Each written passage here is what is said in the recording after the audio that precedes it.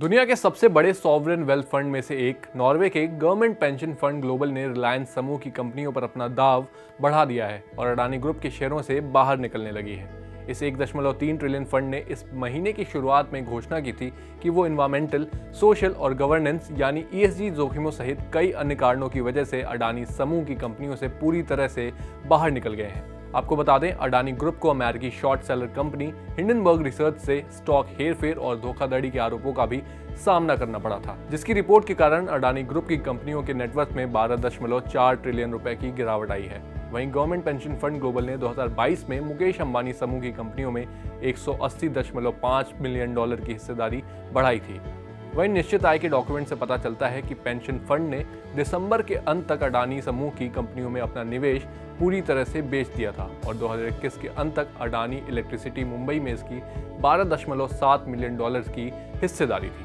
वहीं कुछ लोगों का मानना है कि ये भारत में फिक्स्ड इनकम इन्वेस्टमेंट में भारी कटौती का एक हिस्सा हो सकती है, क्योंकि फंड ने गवर्नमेंट सिक्योरिटीज की अपनी टोटल होल्डिंग को 264 मिलियन डॉलर्स तक कम कर दिया है। वहीं फंड ने दिसंबर 2022 तक रिलायंस इंडस्ट्रीज बॉन्ड में अपने निवेश को 34.5 मिलियन डॉलर घटाकर 37.8 मिलियन डॉलर कर दिया। वहीं इस फंड से पूछे गए एक प्रश्न के जवाब में उन्होंने कहा कि ये डिसइन्वेस्टमेंट भारत सरकार द्वारा बॉन्ड की गारंटी के कारण हुआ है। वहीं आपको बता दें, इस फंड ने रिलायंस ग्रुप की कम से कम 4 कंपनियों में अपना निवेश बढ़ाया है, जिसमें नेटवर्क 18 मीडिया एंड इन्वेस्टमेंट्स में अपनी हिस्सेदारी को 1.38% से बढ़ाकर 1.86% कर दिया। वहीं रिलायंस में हिस्सेदारी को 0.66% से बढ़ाकर 0.80% कर दिया। इसके साथ ही जस्ट डायल की भी हिस्सेदारी को बढ़ाया गया है। वहीं TV18 ब्रॉडकास्ट की 3.27% हिस्सेदारी को बढ़ाकर 3.28% कर दिया गया है।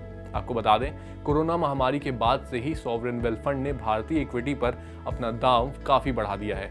जहां 2019 के अंत में 9.4 बिलियन डॉलर के 317 इक्विटी निवेश किए गए थे, वहीं 2020 में निवेश की कुल संख्या बढ़कर 416 हो गई और मूल्य लगभग 86% बढ़ाकर 17.7 बिलियन डॉलर हो गया। वहीं नॉर्वे सॉवरेन फंड ने अपनी ESG जोखिमों पर चिंताओं का हवाला देते हुए समय के साथ कई कंपनियों को बाहर कर दिया है। वहीं बता दें कि फंड की 2022 की रिपोर्ट में कहा गया कि ESG जोखिमों के आकलन के बाद हमने 2022 में 74 कंपनियों में अपने विनिवेश किए। वहीं फंड ने बताया कि विनिवेश के 25 फैसलों में वो कंपनियां शामिल रहीं जो 2022 के दौरान फंड के बेंचमार्क इंडेक्स में प्रवेश कर रही। खैर, ये तो रही फंड की बात, लेकिन आप इस डिसइन्वेस्टमेंट के बारे में क्या सोचते हैं और आपकी अडानी ग्रुप पर लगे आरोपों पर क्या राय है, हमें कमेंट बॉक्स में जरूर बताएं।